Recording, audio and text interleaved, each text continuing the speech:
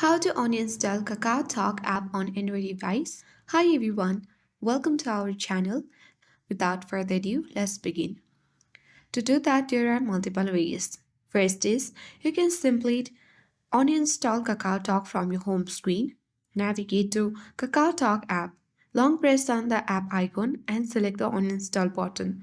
To confirm, select uninstall icon or the button at bottom right corner and then you will successfully uninstall Kakao Talk.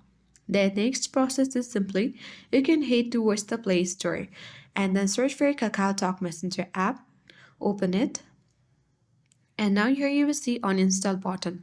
Tap on install and tap on install to confirm.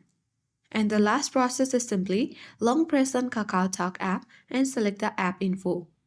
And from here, you will find the uninstall button. Select uninstall and tap OK and it will finally be uninstalled from your Android device. So these are the three ways to uninstall Kakao Talk app on Android device. I hope this guide was helpful.